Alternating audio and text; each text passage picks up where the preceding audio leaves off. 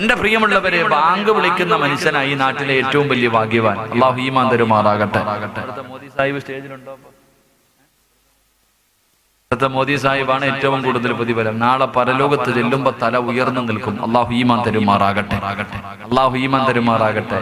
ജീവിതത്തിൽ ഒരിക്കലെങ്കിലും പള്ളി ബാങ്ക് വിളിച്ചിട്ടുള്ളവരെന്ന് കൈവക്കുക. ജീവിതത്തിൽ ഒരിക്കലെങ്കിലും അല്ലാഹു അലം, അല്ലാഹു അലം. അല്ലാഹു നമുക്ക് ഈമാൻ തരുമാറാകട്ടെ. ഇതേ വിളിക്കാൻ ബാക്കിയുള്ളവർക്കൊന്നും കഴിവില്ല എന്നിട്ടാ, ബാങ്ക് വിളിക്കാൻ അറിയാഞ്ഞിട്ടാ. നാളെ രാവിലെ മോദി സാഹിബിന് ഒരു 50 രൂപ കൊടുത്തിട്ട് പറയണം, കാക്ക ഒരവസരം എന്താ? പലരും വിളിക്കാത്തത് പേടിയാ. ഹയ്യാല സല ആദ്യം വിളിക്കോ, ഫല വിളിക്കോ അവിടെ ആണല്ലോ. അപ്പൊ മോദി സാഹിബിന് പിന്നെ അങ്ങനെ ജോലി പോകുമെന്നുള്ള ഭയം ഉണ്ടാവും. അങ്ങനാണല്ലോ. അപ്പൊ നിങ്ങൾ പറയണം, സുബഹിക്ക് വിളിക്കാം, അവിടെ അസലാത്ത് ഖൈർ വിളിച്ചാൽ എന്ത് വിളിച്ചില്ല ആരറിയാനല്ല, ഉറക്കല്ലേ. സുബഹിക്കാണെങ്കിലും അല്ലാഹു നമുക്ക് ഈമാൻ തരുമാറാകട്ടെ. ഞങ്ങളുടെ നാട്ടിലൊരു മോദി സാഹിബ് ഉണ്ട്. അദ്ദേഹം അസമയത്ത് കയറി ബാങ്ക് വിളിക്കും. 2 മണിക്കൊക്കെ കയറിയിട്ട് 2 മണിക്കൊക്കെ ഉറക്കത്തിൽ നിന്ന് ചാടി നിന്നിട്ട് 11 മണിക്കൊക്കെ ബാങ്ക് വിളിച്ചളയും. അപ്പൊ ഒരിക്കൽ ഞാൻ കണ്ടപ്പോ ചോദിച്ചു, നിങ്ങൾ എന്താ അപ്പൊ ഇങ്ങനെ, നിങ്ങളെ കുറിച്ചുള്ളൊരു പരാതി, അസമയത്ത് ബാങ്ക് വിളിക്കലാണല്ലോ, ഇങ്ങനെ എന്ത് ചോദിച്ചു. അപ്പൊ പറഞ്ഞു, ഉസ്താദെ അത് ഇവന്മാരൊക്കെ ഇവിടെ ഉണ്ടോ എന്ന് ഞാൻ ടെസ്റ്റ് ചെയ്തതാണ്. നാട്ടുകാരൊക്കെ ഇവിടെ ഉണ്ടോ എന്ന് അറിയാൻ വേണ്ടി ടെസ്റ്റ്. കാരണം എന്തേ? അസമയത്ത് ബാങ്ക് വിളിച്ചാ പള്ളി കയറാത്തവനും പള്ളി വരും ചോദിക്കാൻ. അസമയത്ത് ബാങ്ക് വിളിച്ചാ പള്ളിയിൽ ബാങ്ക് വിളിക്കുമ്പോൾ നിസ്കരിക്കാൻ കയറാത്തവന് അസമയത്ത് വിളിച്ചാൽ പള്ളി വരും. അത് അങ്ങേരുടെ നെഞ്ചത്ത് കയറാൻ പറ്റുന്ന ഒരു സമയമാണല്ലോ. അപ്പൊ എല്ലാരും വരുമ്പോ ഇവരൊക്കെ ഇവിടെ ഉണ്ടോ എന്ന് അറിയാൻ വേണ്ടി ഇടയ്ക്കിടയ്ക്ക് തമാശ പറഞ്ഞതാ. അള്ളാഹു നമുക്ക് ഈമാൻ തരുമാറാകട്ടെ. അതുകൊണ്ട് ജീവിതത്തിൽ ഒരിക്കലെങ്കിലും ഒന്ന് ബാങ്ക് വിളിക്കണം. അള്ളാഹു ഭാഗ്യം തരുമാറാകട്ടെ. പക്ഷെ അത് വിളിക്കൂലേ? ഉറക്കം ഒരു ഇൻഷാ അല്ലാഹ് പറഞ്ഞ് രക്ഷപ്പെട്ടു പോയാലോ? ഉറക്കെ പറഞ്ഞേ അല്ലാഹ് ഒരിക്കലെങ്കിലും ഒന്ന് ബാങ്ക് വിളിക്കണം. അല്ലെങ്കിൽ നീ ബാങ്ക് വിളിക്കാൻ പള്ളിയിൽ പോകണമെന്നൊന്നുമില്ല. നീ നിസ്കരിക്കുന്ന സമയത്ത് നിനക്ക് ഒറ്റയ്ക്ക് നിസ്കരിക്കുമ്പോൾ വിളിച്ചിട്ട് നിസ്കരിക്കാമല്ലോ. നീ ഒറ്റയ്ക്ക് നമസ്കരിക്കുന്ന സമയത്തെങ്കിലും ബാങ്ക് ഇഖാമത്തും കൊടുത്തിട്ട് നിസ്കരിക്കുക. അള്ളാഹു നമുക്ക് ഈമാൻ തരുമാറാകട്ടെ. അള്ളാഹുവിന്റെ പ്രവാചകൻ പറഞ്ഞു, ബാങ്ക് വിളിക്കുന്ന സമയത്ത് ഒടുക്കത്തെ ഫോണാ നിന്റെ ഫോൺ. ആ സമയത്തെ അടിക്കത്തുള്ളൂ. വയത് പറയാ, അള്ളാന്റെ പള്ളിയിൽ ഒതുവെടുക്കുന്ന സമയത്ത് പോലും ജനങ്ങൾ മാറി നിൽക്കും ഈമാനുള്ളവർ. പള്ളി പോകുമ്പോ നോക്ക്, ഹൗലും കരകി നിൽക്കുമ്പോ ബാങ്ക് വിളിക്കുമ്പോ അള്ളാനെ പേടിയുള്ള പണ്ടത്തെ വാപ്പമാരുണ്ടല്ലോ മാറി നിൽക്കാറുണ്ട്. കാരണം എന്തെന്നറിയോ? ഒതുവെടുക്കുന്ന സമയത്ത് പല ദിക്റുകളും പറയാനുണ്ട്. ഒതുവെടുക്കുന്ന സമയത്ത് പല ദിക്റുകളും പറയാറുണ്ട്. അപ്പൊ ബാങ്ക് വിളിക്കുന്ന സമയത്ത് ദിക്റ് പറഞ്ഞ അല്ലാഹുവേ ആക്കിബത്ത് മോശമായി പോവോ? അത് കണ്ടിട്ട് അള്ളാനെ പേടിയുള്ള വാപ്പമാര് ഒതുവെടുക്കുന്നത് പോലും നിർത്തിവെച്ചിട്ടിരിക്കുന്നത് കാഴ്ച കാണാം. അല്ലാഹു ഈമാൻ തരുമാറാകട്ടെ. നമ്മളോ വഅദ് പറയാ പറഞ്ഞോ, അള്ളാഹു നമുക്ക് ഈമാൻ നൽകി അനുഗ്രഹിക്കുമാറാകട്ടെ. പെണ്ണുങ്ങള് തലയിൽ തുണിയിടുന്ന 2 സമയമുണ്ട്. എപ്പോഴാന്നറിയോ? പെണ്ണുങ്ങള് തലയിൽ തുണിയിടുന്ന 2 സമയം. എപ്പോഴാ അറിയോ? 2 സമയം. ഒന്ന് ബാങ്ക് വിളിക്കുന്ന സമയം, ഒന്ന് ബാങ്ക് വിളിക്കുന്ന സമയം. ബാങ്ക് വിളിക്കുമ്പോ അതുവരെ ഒന്നുമില്ല, എല്ലാം തുറന്നിട്ട് കിടക്കാ. ബാങ്ക് വിളിക്കുമ്പോ മോളെ ഷാളിട്, പഠിച്ചനെ ഓട്ടവാ, എങ്ങനെയെങ്കിലും തപ്പുക. എവിടെ അടുക്കള ഇരുന്നിട്ട് ഷാള് തപ്പുക, ബെഡ്റൂമിനകത്ത് ഇരിക്കുക. തപ്പി അവസാനം നോക്കുമ്പോ ഒരെണ്ണം കിട്ടി, ഒരു ഷാള് കിട്ടി. ഉമ്മ ഒരു സൈഡില്, മോൾ ഒരു സൈഡില്. ഇങ്ങനെ എന്തൊരു സ്നേഹം എന്നറിയാം. ഉള്ളത് കൊണ്ട് 2 പേരും അഡ്ജസ്റ്റ്. ലാ ഇലാഹ ഇല്ലല്ലാഹ് കഴിഞ്ഞു, ഒരു തറയിൽ കളഞ്ഞിട്ട് വീണ്ടും പഴയ കോലം. ഇതാ അവസ്ഥ. അല്ലാഹു ഈമാൻ തരുമാറാകട്ടെ. 2ാമത് പെണ്ണുങ്ങൾ തലേ തുണി ഇടുന്ന സമയം പള്ളിയിലെ ഖതീബിനെ കാണുമ്പോഴാണ്. തന്നെ പള്ളിയിലെ ഉസ്താദ് വീടിന്റെ അതിലേക്കൂടെ ഒന്ന് പോയാ പടച്ചോനെ അല്ലാഹയെ പേടിയില്ല, ഉസ്താദിനെ പേടി. അല്ലാഹയെ പടച്ച റബ്ബിനെ നിനക്ക് പേടിയില്ല. അപ്പൊ നീ ഉസ്താദെ കാണുമ്പോ അല്ലാഹു ഞാനൊരിക്കൽ ഒരു കല്യാണത്തിന് പോയി, ഞാൻ ഇങ്ങനെ ചിന്തിച്ചു, പടച്ചോനെ വേണ്ടായിരുന്നു. ഉസ്താദന്മാരൊക്കെ ഇരിക്കുന്നു പറയാൻ കഴിയില്ല. ഞാനൊരു കല്യാണത്തിന് പോയപ്പോ ഒരു താത്ത സാരി ഉടുത്തിട്ട് ഇങ്ങനെ നിക്കാ. ചെറുപ്പക്കാര് മുഴുവൻ ഇങ്ങനെ കണ്ടുകൊണ്ടിരിക്കുക. താത്താടെ വയറിങ്ങനെ കണ്ടുകൊണ്ടിരിക്കുക. അപ്പോഴാ ഞാൻ കയറി ചെന്നപ്പോഴത്തേക്കും ചെറുപ്പക്കാർക്കൊക്കെ വലിയ സന്തോഷം. അളിയ നോക്കടാ. ഞാൻ വിചാരിച്ചു എന്തേ പടച്ചോനെ അത്ഭുതം, നോക്കടാ എന്ന് പറഞ്ഞു വല്ലാത്ത ഉത്സാഹം. എന്താ സത്യത്തിൽ ഞാൻ കയറി ചെന്നപ്പോ ഈ താത്ത സാരിയുടെ തുമ്പെടുത്ത് തലയിലിട്ട്. അപ്പൊ പിന്നെ ഇവിടെ മുഴുവൻ അങ്ങ് തുറന്നു. അപ്പൊ ഉസ്താദ് പോയതാ നല്ലത് അല്ലേ? ആകെ അല്പം വയറും കാണിച്ചുകൊണ്ടിരിക്കുവായിരുന്നു. ഞാൻ ചെന്നപ്പോഴത്തേക്ക് ഉള്ളതും കൂടെ തുറന്നു കാണിച്ചു. കാരണം എന്റെ കട തലയിൽ തുണി ഇട്ടതാ. ഞാൻ ചിന്തിച്ചു പടച്ചോനെ ഇവിടെ ഇടണ്ടായിരുന്നു. കാരണം എന്റെ പ്രിയപ്പെട്ട സഹോദരങ്ങളെ, അല്ലാഹയെ ആലോചിക്കേ, എല്ലാം നമ്മളൊന്ന് ചിന്തിക്കുക. അല്ലാഹ് എല്ലാം കണ്ടുകൊണ്ടിരിക്കല്ലേ. എടാ അള്ള എല്ലാം കാണുന്നു എന്ന് എനിക്ക് നിങ്ങൾക്കും അറിയാം. എന്നിട്ടും തെറ്റ് ചെയ്ത അതിന്റെ അർത്ഥം എന്തെന്നറിയാം? അള്ള കണ്ടാ എനിക്കിവിടെ എന്തുവാ അതന്നെ. അള്ള കാണുന്ന നിങ്ങൾ ആലോചിക്കേ, നമ്മൾ എന്തെങ്കിലും ഒരു തെറ്റ് ചെയ്തുകൊണ്ടിരിക്കുമ്പോ വീട്ടിലേക്ക് ആരെങ്കിലും കയറി വന്നാൽ പെട്ടെന്ന് മാറും. കാരണം എന്താ? ആ വരുന്നവൻ ആലോചിക്കേ അള്ളാനെ തരം താഴ്ത്തുവാതെ. നിന്റെ വീട്ടിൽ നീ ഒരു എന്തെങ്കിലും ചെയ്തുകൊണ്ടിരിക്കുമ്പോ ആരെങ്കിലും കയറി വന്നാൽ കാണുമെന്ന് പറഞ്ഞിട്ട് നീ മാറുന്നു. എന്നാൽ അള്ള ഇതൊക്കെ ലൈവായി കണ്ടോണ്ടിരിക്കുക. അതില്ല. അല്ലാഹുവിനെ എങ്ങനെയും തരം താഴ്ത്തരുത്, രക്ഷപ്പെടൂല എന്ന് നബി മുഹമ്മദ് മുസ്തഫ. സാധാരണ ഒരു മനുഷ്യന്റെ പരിഗണന പോലും അള്ളാഹുവിന് നൽകാത്തവർ. എന്റെ പ്രിയപ്പെട്ടവരെ, അള്ളാഹു കണ്ട എനിക്കിവിടെ ഒന്നുമില്ല എന്നതിന്റെ അർത്ഥമാണ് നീ അള്ള കണ്ടുകൊണ്ടിരിക്കുക നീ ചെയ്യുന്നത്. അള്ളാഹു നമ്മളെ കാത്തിരക്ഷിക്കുമാറാകട്ടെ. അതുകൊണ്ട് പ്രവാചകൻ പെട്ടെന്ന് പറയുകയാണ്, മരണസമയത്തിൽ ലാ ഇലാഹ ഇല്ലല്ലാഹ് എന്ന് പറയാൻ കഴിയാത്ത രണ്ടാമത്തെ വിഭാഗം ആരെന്നറിയുവോ? അല്ലാഹുവിന്റെ പള്ളിയിൽ നിന്ന് ബാങ്ക് വിളിക്കുന്ന സമയമുണ്ടല്ലോ, ആ ബാങ്ക് വിളിക്കുന്ന സമയത്ത് സംസാരിക്കുന്ന മനുഷ്യനാണെന്ന് നബി മുഹമ്മദ് മുസ്തഫ സല്ലല്ലാഹു അലൈഹി വസല്ലമ തങ്ങൾ പറയുമ്പോ, മരണസമയത്തിൽ ലാ ഇലാഹ ഇല്ലല്ലാഹ് എത്ര പ്രാവശ്യം പറഞ്ഞു കൊടുത്താൽ, എത്ര വലിയ ഉയരമുള്ള ആള് പറഞ്ഞു കൊടുത്താൽ, എത്ര വലിയ പണ്ഡിതൻ പറഞ്ഞു കൊടുത്താൽ പറയാൻ കഴിയാത്ത മൂന്നാമത്തെ വിഭാഗമാരാ? അല്ലാഹുവിന്റെ റസൂൽ പറയുന്ന ചെറുപ്പക്കാരാ, മാതാപിതാക്കളെ വേദനിപ്പിക്കുന്ന മക്കളാണെന്ന് നബി മുഹമ്മദ് മുസ്തഫ സല്ലല്ലാഹു അലൈഹി വസല്ലമ തങ്ങൾ പറയുകയാണ്, മരണസമയത്തിൽ ലാ ഇലാഹ ഇല്ലല്ലാഹ് പറയാൻ കഴിയാത്ത മൂന്നാമത്തെ വിഭാഗം ആരെന്നറിയുവോ? അത് മാതാപിതാക്കളെ കണ്ണുനീര് കുടിപ്പിക്കുന്ന മക്കളോ. കഴിയൂല ചെറുപ്പക്കാരാ, എത്ര വലിയ കൊലകൊമ്പനാണെങ്കിലും നിനക്കത് പറയാ കഴിയൂലടാ. കാരണം ചരിത്രം അത് സാക്ഷിയാ.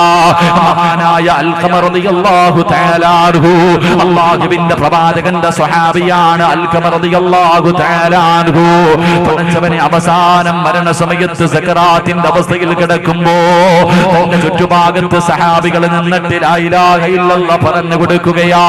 പടച്ചവനെ നാവ് പൊങ്ങുന്നില്ല, പറയണമെന്ന് ആഗ്രഹമുണ്ട്, പക്ഷേ കഴിയുന്നില്ല. അല്ലാഹുവിന്റെ പ്രവാചകന്റെ മുന്നിലേക്ക് സ്വഹാബികൾ കിടന്നു വന്നു. നബിയേ, യാ റസൂലല്ലാഹ്, അല്ലാഹുവിന്റെ പ്രവാചകരേ, അൽഖമയ്ക്ക് ഷഹാദത്ത് കലിമ പറയാ കഴിയുന്നില്ല നബിയേ. അല്ലാഹുവിന്റെ പ്രവാചകന് ചോദിച്ച ചോദ്യം എന്തെന്നറിയുവോ? ഉമ്മ ജീവിച്ചിരിപ്പുണ്ടോ സഹാബാ? ഒന്നാമതായി ചോദിച്ച ചോദ്യം ഉമ്മ ജീവിച്ചിരിപ്പുണ്ടോ? നഅം യാ റസൂലല്ലാഹ്,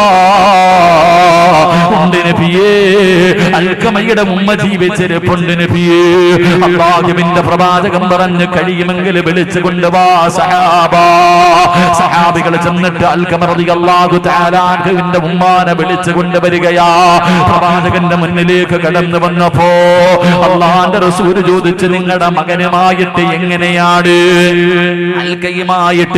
അൽഖമയുമായിട്ട് നിങ്ങൾ എങ്ങനെയാണ്?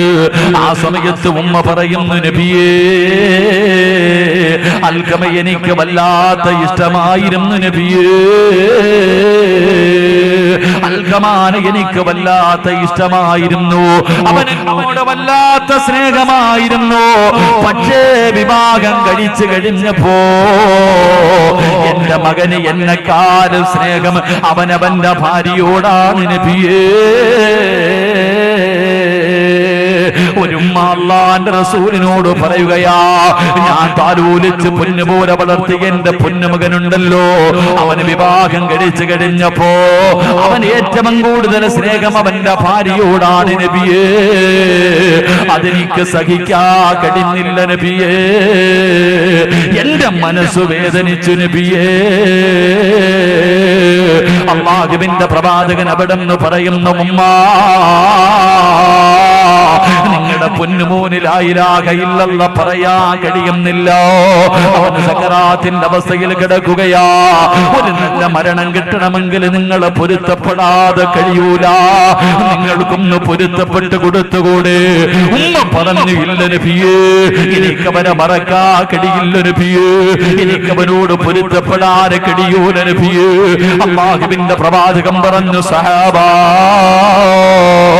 വിറക് ശേഖരിച്ച് തീയിട്ട് കരിച്ച് കളഞ്ഞാവാ, ജീവനോടെ കത്തിച്ച് കള സഹാബാ. ഉമ്മയുടെ പൊരുത്തമില്ലാത്തവര്, ഉമ്മയുടെ പൊരുത്തമില്ലാത്തവര് അവരെ കരിച്ച് കള സഹാബാ. പറയേണ്ട താമസം ഉമ്മ പറയുന്നു, നബിയേ, എന്റെ പൊന്നുമോനെ കരിക്കല്ല നബിയേ, ഞാനവനെ പൊരുത്തപ്പെട്ട് കൊടുത്തിരിക്കുന്നു നബിയേ. അല്ലാഹുവിന്റെ പ്രവാചകന്റെ സ്വഹാബി അൽഖമർ റളിയല്ലാഹു തആല അൻഹു അവിടെ ഉറക്കെ വിളിച്ചു പറഞ്ഞു, ലാ ഇലാഹ ഇല്ലല്ലാഹ്. ആ സമയത്ത് ഷഹാദത്ത് കലിമ പറഞ്ഞിട്ട്, ആ സമയത്ത് ഷഹാദത്ത് കലിമ പറഞ്ഞിട്ട് ലോകത്തോട് യാത്രയായെന്ന് ചരിത്രം പഠിപ്പിക്കുമ്പോ, എന്റെ പ്രിയമുള്ളവര്, മാതാപിതാക്കളെ വേദനിപ്പിക്കുന്നവന് രക്ഷപ്പെടൂല. എന്റെ ചെറുപ്പക്കാരാ, എന്റെ ചെറുപ്പക്കാരാ, ഉമ്മാന്റെ വില എന്തേ നിനക്ക് മനസ്സിലാക്കാൻ കഴിയാത്തത്?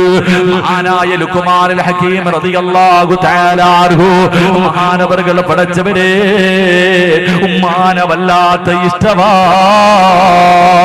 ഉമ്മാന്റെ വില മനസ്സിലാകണമെങ്കിൽ ലുഖ്മാനുൽ ഹകീം റളിയല്ലാഹു തആല അൻഹു എവിടെ പോയാലും ഉമ്മാനോട് പറഞ്ഞിട്ടേ പോകാറുള്ളൂ. ചില മക്കൾ അങ്ങനെയാണ്.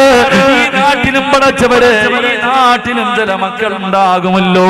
പടച്ചവനെ, പെണ്ണും കെട്ടി മക്കളായാൽ ജീവിച്ചിരിക്കുന്ന പ്രായമുള്ള വാപ്പയും ഉമ്മയും വീട്ടിലുണ്ടെങ്കിൽ എവിടെ പോയാൽ റൂമിൽ ചെന്നിട്ട് ഉമ്മാനോട് പറയും, ഞാൻ കടയിൽ പോകുകയാ, ഞാൻ ജോലിക്ക് പോവുകയാ. ഉമ്മാനോട് പറഞ്ഞിട്ട് പോകുന്ന ചില മക്കളുണ്ട്.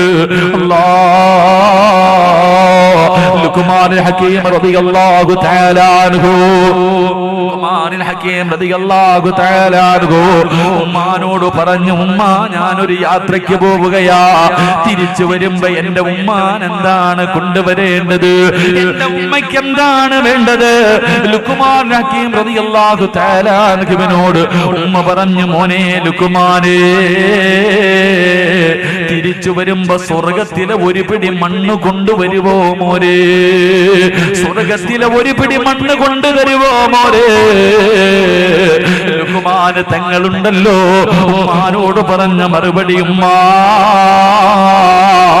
അതിന് ഞാൻ പോയിട്ട് തിരിച്ചു വരുന്നത് വരെ എന്റെ ഉമ്മ കാത്തിരിക്കണ്ട.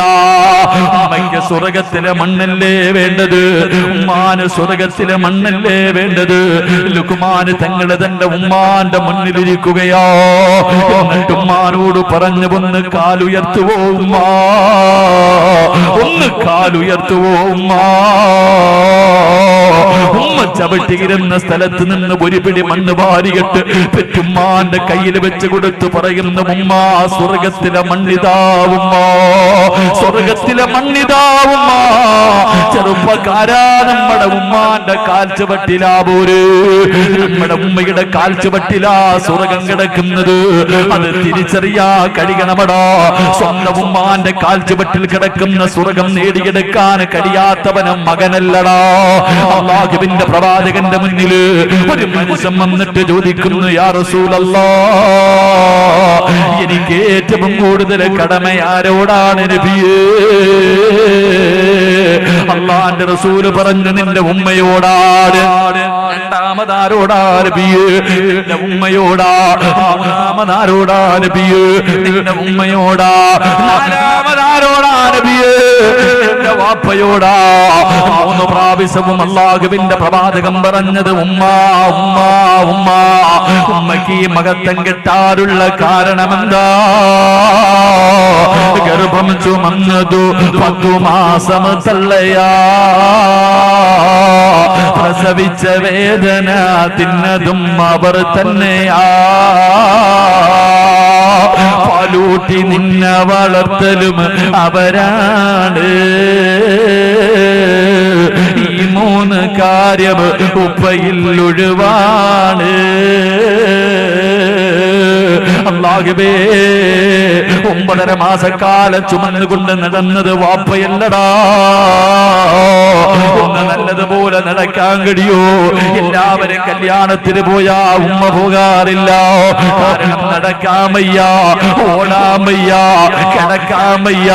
പടച്ചവനെ ഭക്ഷണം കഴിക്കാൻ കഴിയാതെ 9.5 മാസക്കാലം പടച്ചവര് നമ്മൾ ഏറ്റവും ഇഷ്ടപ്പെടുന്ന നമ്മുടെ മക്കള് 5 മിനിറ്റ് നമ്മുടെ തോളിൽ കൈവച്ചാ നമുക്ക് സഹിക്കൂല.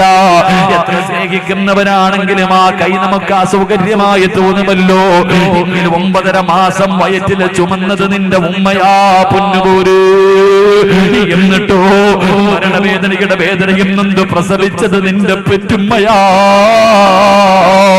പ്രസവ സമയത്ത് ഉമ്മ കിടന്ന് വിളിച്ച വിളിയുണ്ടല്ലോ, അറിയില്ല ചെറുപ്പക്കാരാ, ആ വേദന നമുക്കറിയില്ലടാ. എത്ര പറഞ്ഞു തന്നാലും നമുക്കത് മനസ്സിലാവൂല. ഉമ്മ അനുഭവിച്ച വേദന വല്ലാത്ത വേദനയാ. അല്ലാഹുവേ, പ്രസവ വേദന സഹിച്ചത് നിന്റെ ഉമ്മയാ. നിനക്ക് 2 വയസ്സാകുന്നത് വരെ പാല് തന്നത് നിന്റെ പെറ്റുമ്മയാ. പട്ടിണിയാണെങ്കിലും രോഗമാണെങ്കിലും എഴുന്നേക്കാൻ കഴിയില്ലെങ്കിലും ഞാനും നിങ്ങളും ഒന്ന് കരഞ്ഞപ്പോ അല്ലാഹുവേ പൊന്നുമോനെ എന്ന് പറഞ്ഞ് കെട്ടിപ്പിടിച്ചു പാല് തന്നത് നമ്മുടെ പെറ്റുമ്മയാ. അതുകൊണ്ട് നിന്റെ ഉമ്മയോടാ കടമ. വാപ്പയ്ക്ക് മഹത്വമില്ലെന്നല്ല, വാപ്പയ്ക്ക് കടമയില്ലെന്നല്ല. ആരാ വാപ്പയെന്നറിയുവോ? സ്നേഹം കാണിക്കാതെ സർവ്വതും മനസ്സിന്റെ ഉള്ളിൽ കടിച്ചമർത്തിയിട്ട് നടക്കുന്ന നമ്മുടെ വാപ്പ. സ്വന്തം ഉരുകിയിട്ട് സ്വന്തം വിയർപ്പല്ല രക്തം വിയർപ്പാക്കിയിട്ട് നമ്മളെ പോറ്റി വളർത്തുന്ന വാപ്പാന് നമുക്ക് തിരിയാനിട്ടോ. റസൂലുള്ള പറയുന്ന നമ്മുടെ വാപ്പയാരെന്നറിയോ? സ്വർഗത്തിന്റെ മധ്യവാതിലാണെന്ന് നബി മുഹമ്മദ് മുസ്തഫ. സ്വർഗത്തിന്റെ കവാടവാമോനെ വാപ്പ. ഉമ്മാന്റെ കാൽച്ചുവട്ടിലാ സ്വർഗം കിടക്കുന്നത്. കരുണക്കടലായ അല്ലാഹ്, ഞങ്ങളുടെ മരിച്ചുപോയ മാതാപിതാക്കളുടെ മണ്ണറ നീ മണിയറയാക്കണേ അല്ലാഹ്. സ്വർഗ കവാടമാക്കണേ അല്ലാഹ്. സ്വർഗത്തിന്റെ കവാടം തുറന്നു കൊടുക്കണേ അല്ലാഹ്. എല്ലാ അനുഗ്രഹവും അവരുടെ ഖബറിന്റെ അകത്ത് നിറച്ചു കൊടുക്കണേ അല്ലാഹ്. ജീവിച്ചിരിക്കുന്ന ഞങ്ങളുടെ മാതാപിതാക്കൾക്ക് നീ ആഫിയത്തും ദീർഘായുസ്സും കൊടുക്കണേ അല്ലാഹ്. അവരുടെ പൊരുത്തം ഞങ്ങൾക്ക് തരണേ അല്ലാഹ്. അവരുടെ കാൽച്ചുവട്ടിൽ കിടക്കുന്ന സ്വർഗം ഞങ്ങൾക്ക് തരണേ നാഥാ. സംഘാടകര ബക്കറ്റുമായിട്ട് കിടന്നു വരികയാ. മനസ്സറിഞ്ഞുകൊണ്ട് സ്വന്തം വാപ്പയ്ക്ക് സ്വന്തം ഉമ്മയ്ക്ക് നിങ്ങളെ പോറ്റി വളർത്തിയ നിങ്ങളുടെ മാതാപിതാക്കൾ പടച്ചവര് അവരുടെ ഖബർ വിശാലമാകാ, അവരുടെ ഖബർ സ്വർഗമാകാ, അവരുടെ മണ്ണറ മണിയറയാകാ. ജീവിച്ചിരിക്കുന്ന മാതാപിതാക്കൾക്ക് പടച്ചുറപ്പൊരു നല്ല മരണം കൊടുക്കാർ, അവരുടെ പൊരുത്തം കെട്ടാർ മനസ്സറിഞ്ഞുകൊണ്ടൊരു സദക്ക കൊടുക്കാൻ കഴിയുമോ? അല്ലാഹുവേ, അല്ലാഹുവേ, ആരെല്ലാം ഒരു നല്ല സദക്ക കൊടുക്കുന്നു അവരുടെ മാതാപിതാക്കളുടെ മണ്ണറ നീ മണിയറയാക്കടേ തമ്പുരാനെ, നീ മണിയറയാക്കടേ റഹ്മാനെ.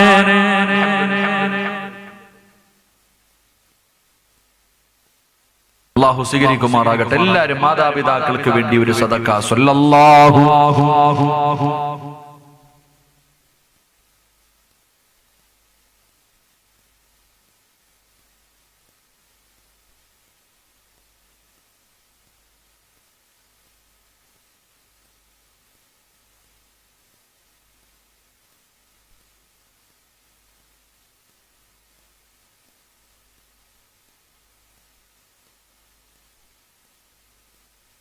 اللهم صل على محمد يا ربي صل عليه وسلم അല്ലാഹു ഈ സ്വലാത്തിന്റെ ബറക്കത്ത് കൊണ്ട് നമ്മുടെ മാതാപിതാക്കളുടെ ഖബറിടം അല്ലാഹു വിശാലമാക്കി കൊടുക്കുമാറാകട്ടെ.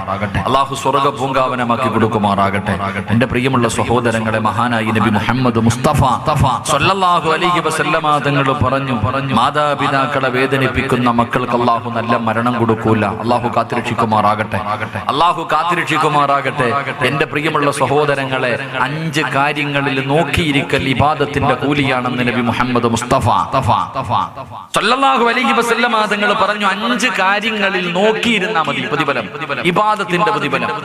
5 കാര്യങ്ങളിലേക്ക് നോക്കിയിരുന്നാൽ ഇബാദത്തിന്റെ പ്രതിഫലം. ഒന്നാമതായിട്ട് അല്ലാഹുവിന്റെ റസൂൽ പറയുകയാ, ഇബാദത്തിന്റെ പ്രതിഫലം കിട്ടുന്ന ഒന്നാമത്തെ കാര്യം എന്തെന്നറിയോ?